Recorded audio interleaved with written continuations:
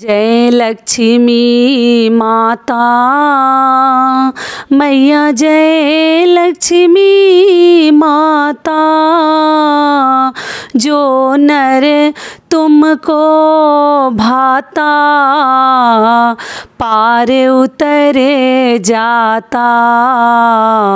ओम जय लक्ष्मी माता। नमस्कार दोस्तों, मैं हूं ममता तिवारी और आप सभी का स्वागत करती हूं मेरे चैनल ममता जुए में। कैसे हैं आप सब, तो ये बताने के लिए कमेंट बॉक्स में जय लक्ष्मी माता ज़रूर लिखिए। तो चलिए आज हम इस वीडियो में जानेंगे कि अक्षय तृतीया के दिन हमें कौन से 5 महत्वपूर्ण कार्य उस दिन जरूर करने हैं। हर सुहागिन महिलाएं या हर व्यक्ति जिसके लायक जो कार्य है वो उस दिन जरूर करेंगे। कौन से 5 चीज़ों का उस दिन हमें दान करनी चाहिए, साथ में ये भी हम जानेंगे। और कौन सी एक भूल अक्षय तृतीया के दिन हम सभी आदमी को ध्यान रखनी चाहिए कि उस दिन हमें नहीं करनी चाहिए। तो इसी प्रकार के कई ऐसे महत्वपूर्ण बातें हम इस वीडियो में जानेंगे। तो आप बने रहिए मेरे साथ मेरे चैनल पर। अगर आपको मेरा वीडियो पसंद आता है तो प्लीज़ आप मेरे चैनल को सब्सक्राइब कर दीजिएगा, बेल आइकन को प्रेस कर दीजिएगा, जिससे मेरे वीडियो के नए नोटिफिकेशन आप सभी के पास सबसे पहले पहुंचे। तो चलिए शुरू करते हैं। तो सबसे पहले आपको बता दूं कि अक्षय तृतीया जो है कल 3 मई को पड़ा है, दिन है मंगलवार। तो उस दिन हमें कौन कौन से कार्य करने हैं, ऐसे मैं 2 वीडियो डाल चुकी हूँ, आप लोग को बता चुकी हूँ कि हमें कौन कौन से कार्य करने हैं। तो सुबह उठ के जितनी भी सुहागिन महिलाएं हैं उनको भी सबसे पहले बता दूं कि कौन कौन से कार्य हमें करने हैं वो जान लें। तो सुबह उठ के स्नान ध्यान करके, जो कि सबको मालूम है, साफ़ सफाई करके गंगा जल का छिड़काव कर दीजिए। अपने घर में हल्दी भी मिला सकते हैं गंगा जल में, और मिलाकर आपको अपने घर में छिड़काव करनी चाहिए। करने के बाद महिलाएं जो है ना, जितनी भी सुहाग वाली चीज़ें हैं आपको अच्छे से तैयार होनी है। सुहागिन महिलाओं को पैरों में महावर लगाना, चूड़ी, ऐसा नहीं है कि एकदम कोरा ही पहनेंगे, लेकिन नई नई चीज़ें पहन लीजिए। सिंदूर बिंदी अच्छे से लगाकर तैयार हो जाइए और महावर पक्का लगा लीजिएगा। और लगाने के बाद आपको अगली चीज़ क्या करनी है, दूसरी चीज़ कि आप चाहें तो अपने घर में मीठा तो ज़रूर कुछ ना कुछ पकवान बना लीजिएगा, जो ही आपको पसंद है। भगवान को भोग भी लगाइएगा।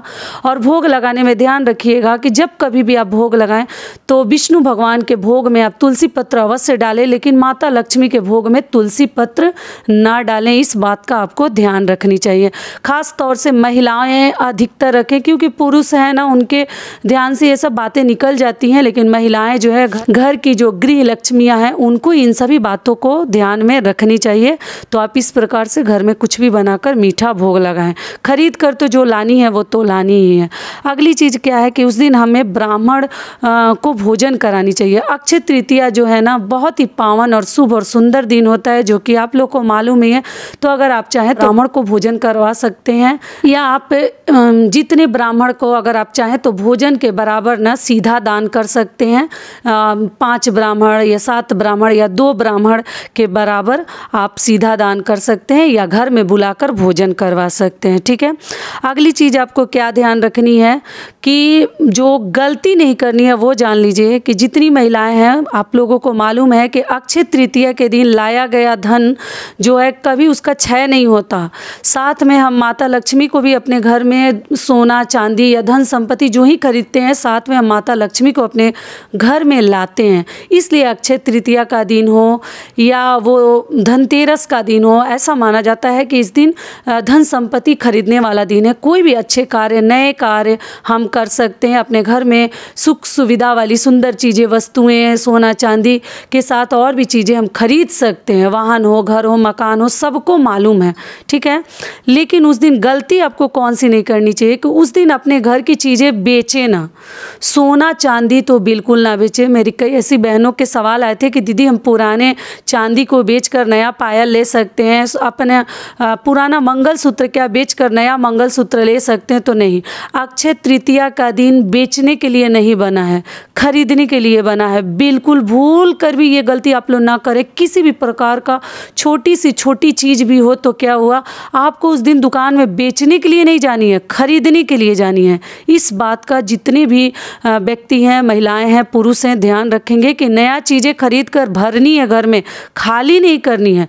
जब आपको बेचनी होगी तो किसी अन्य दिन पर आप बिक्री कर सकते हैं, बेच सकते हैं, लेकिन धनतेरस के दिन और अक्षय तृतीया के दिन हम माता लक्ष्मी को अपने घर आमंत्रित करते हैं, लेकर आते हैं सालों साल बने रहने के लिए। अपने घर में उनका जो आशीर्वाद है बना रहे, ना कि उनको दुकान में हम बेच कर आते हैं।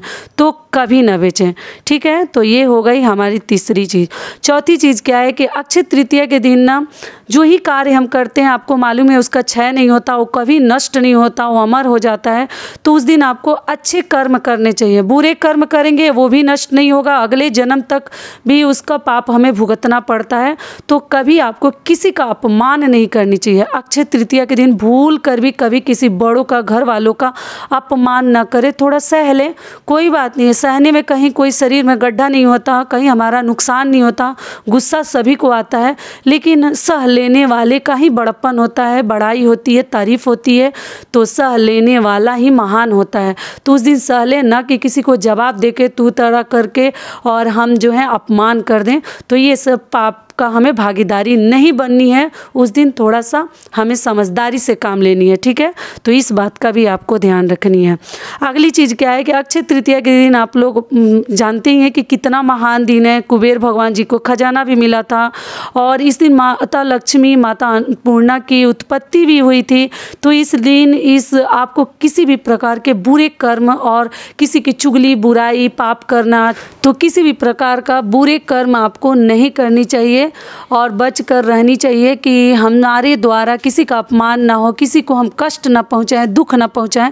इस बात का आपको ध्यान रखनी चाहिए, ठीक है। तो चलिए अब आगे जान लेते हैं कि अक्षय तृतीया के दिन हमें किन किन चीज़ों का दान करनी चाहिए, कौन कौन से चीज़ हैं। 5 चीज़ें मैं आपके साथ शेयर करूंगी कि उन 5 चीज़ों का दान आपको ज़रूर करनी चाहिए। और अक्षय तृतीया के दिन हमें क्या क्या खरीद कर लानी चाहिए उसके लिए मैं वीडियो डाल चुकी हूँ, आप मेरे चैनल पर जाकर चेकआउट कर सकते हैं। अक्षय तृतीया के दिन उसमें मैं ये भी बता चुकी हूँ कि कभी किसी को कर्ज नहीं देनी है।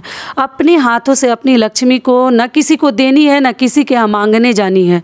एक दिन तो आपको बचा कर ही रखनी है कि अक्षय तृतीया के दिन ये भी भूल आपसे नहीं होनी चाहिए। जितना ज़रूरी है कि उस दिन हमें कोई सामान बेचनी नहीं है, उतना ही ज़रूरी है कि उस दिन न कर्ज देनी है, न कर्ज लेनी है, जो कि मैं बता चुकी हूँ, ठीक है। तो चलिए आगे अब जानते हैं कि कौन कौन सी चीज़ें हैं। श्रृंगार वाली चीज़ें सबसे पहले जान लीजिए कि हमें दान में क्या करनी है। तो देखिए अक्षय तृतीया के दिन श्रृंगार वाली चीज़ों का कहीं कोई रोक टोक नहीं है, कुछ भी आप दान कर सकते हैं, खुलकर दान कर सकते हैं। दान करने का कोई उम्र नहीं होता कि हम इतने बूढ़े हो जाएंगे तो हम दान करेंगे, जब हमारा उम्र ढल जाएगा तो हम यहाँ तीर्थ स्थान जाएंगे, इस प्रकार का दान करेंगे, वो करेंगे, ना करेंगे। जो आज बीत रहा है उसी में हमें दान पुण्य भी करने हैं, तीर्थ धाम भी करने हैं, आगे के लिए नहीं सोचनी है। क्योंकि ज़माना जो है बहुत बुरा ही होते जा रहा है, किसी के जीवन का कोई ठिकाना नहीं है, कब क्या हो जा रहा है। तो आपको दीन नहीं रखनी है। अक्षय तृतीया के दिन जो ही आपसे बन सके श्रृंगार की चीज़ें, सिंदूर, बिंदी, महावर, आलता, सबको मालूम है, चूड़ियाँ, ये सब चीज़ें आप खुलकर दान कर सकते हैं। क्योंकि दान करने से सुहाग की चीज़ों का ना, जैसे सुहाग की चीज़ों में वृद्धि होती है और वो बढ़ता है, न कि घटता है। तो आप जो महिलाएं हैं, जितनी सुहागिन महिलाएं हैं, सुहाग की चीज़ें उस दिन ज़रूर दान करें। दूसरी दान हमें क्या करनी है, दूसरा कौन सा चीज़ है, तो अनाज। अनाज का दान ज़रूर आपको अक्षय तृतीया के दिन करनी चाहिए। ऐसा माना जाता है ना कि जो हम दान करते हैं वो दान महादान के रूप में माना जाता है। क्योंकि अक्षय तृतीया हो या पूर्णिमा हो या अमावस्या हो, ये सब तिथियां ना अपनी में महान तिथि मानी जाती हैं दान पुण्य करने के लिए, अच्छे कर्म करने के लिए। तो इनसे बड़ी तो कोई तिथि ही नहीं होती। तो आप खुलकर दान करें, अनाज का दान करें, किसी भी प्रकार का अनाज हो आप आराम से कीजिए। अगली चीज़ क्या है कि आपको उस दिन जूते, चप्पल, मान लीजिए आपके घर में कोई मेड आती है या आपको लग रहा है कि इस आदमी को मैं जूता दे देता, चप्पल दे देता, यहाँ मतलब बांट देता गरीबों में, ज़रूरतमंद लोगों में, तो उस दिन आप जूते चप्पल का भी दान कर सकते हैं। क्योंकि अभी बैसाख माह में आपको मालूम ही है ना, छाता, जूता, इन सभी चीज़ों का दान करो जिससे किसी को राहत मिले, पैर न जले, मतलब ऊपर से छाता रखे तो उसको धूप ना लगे। तो इस प्रकार से आप जूता चप्पल और छाता का भी दान कर सकते हैं। अगली चीज़ क्या है कि बैसाख माह में आप लोगों को मालूम ही है कि ठंडी चीज़ों का दान किया जाता है। मतलब शरबत हो, लस्सी हो, दही हो, जो भगवान ने आपको देने लायक बनाया है वो उन चीज़ों का आपको ज़रूर दान करनी चाहिए। मटके में जल रखकर भी लोग दान करते हैं। तो मान लीजिए मटका आपको मिले ना मिले तो आप बॉटल का पानी भी आराम से दान कर सकते हैं खुलकर। आप जो ही जूस, मतलब लगे कि ये चीज़ ठंडी है, फल फ्रूट जो ही किसी को खिलाना चाहें, देना चाहें, आप खुलकर अक्षय तृतीया के दिन अपने तरफ से दान कर सकते हैं और दे सकते हैं। साथ में आप चाहें तो वस्त्र का भी दान कर सकते हैं। वस्त्र में आप पहनने वाले वस्त्र दें या ना दें, लेकिन जो गमछा होता है ना, टावेल, तौलियाँ जो होती हैं, उन चीज़ों का आप दान कर सकते हैं। जैसे 10 ज़रूरतमंद लोगों को या 50, 20, जितना आपको, उसके लिए कोई गिनती नहीं है, आपकी मर्जी है, या 2, 4, 5 इस प्रकार के लोगों को भी आप जैसे गमछे का दान कर सकते हैं। क्योंकि जो लोग खेतों में कार्य करते हैं, जो मजदूर हैं, उनको भी आप गमछा वगैरह दे सकते हैं क्योंकि वो अपने सिर पर लपेट कर अच्छे से धूप से, गर्मी से अपने आप को बचा सकें, उनको थोड़ा सा आराम मिले। तो इस प्रकार की चीज़ों का भी दान कर सकते हैं। और ठंडी चीज़ों का तो जो कि मैं बता ही चुकी हूँ। तो इन सभी चीज़ों का हमें दान करनी चाहिए। अक्षय फलों की प्राप्ति के लिए दान बहुत अधिक महत्व रखता है। अक्षय तृतीया का दिन जो किया गया दान होता है ना, ऐसा माना जाता है कि हमें अनंत गुना उसका लाभ मिलता है। बाकी दिन के दान के तुलना में अगर हम अमावस्या, पूर्णिमा और अक्षय तृतीया के दिन जो दान करते हैं ना, तो बाकी दिन के दान के तुलना में हमें अनंत गुना लाभ मिलता है। तो आपको करनी चाहिए। तो यही सब दान है और कई ऐसी चीज़ें जो मैंने आपको बता दी कि आपको गलती नहीं करनी है। जो 2 गलतियां मैं बताई हूँ, पहला तो कर्ज आपको नहीं लेनी देनी है, न लेनी है न देनी है। दूसरी कि अपने गहना सोना चांदी को उस दिन बेचने ना जाए। यहाँ तक कि कबाड़ी भी मैं कहूँगी कि ना बेचें। अपने घर का जो ही चीज़ें उस दिन बिक्री ना करें, खरीद कर लाएं। शुभ वाली चीज़ें, हल्दी हो, शंख हो, जौ हो, धान हो, माता लक्ष्मी को धान जरूर चढ़ाइएगा पूजा में। और उसको जतन से साल भर के लिए भी रख सकते हैं, या ज़मीन में रोपण कर सकते हैं, या पक्षियों को खिला सकते हैं। तो धान या जौ माता लक्ष्मी के लिए ज़रूर लाइएगा। और बतासे का भोग भी आप लगा सकते हैं।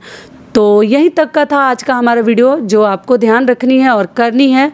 तो फिर मिलती हूँ एक नए वीडियो में। तब तक के लिए नमस्कार। स्वस्थ रहिए, सुरक्षित रहिए और जहाँ कहीं भी रहिए खूब खुश रहिए। और एक बार प्रेम से बोलिए, माता लक्ष्मी और विष्णु भगवान की जय।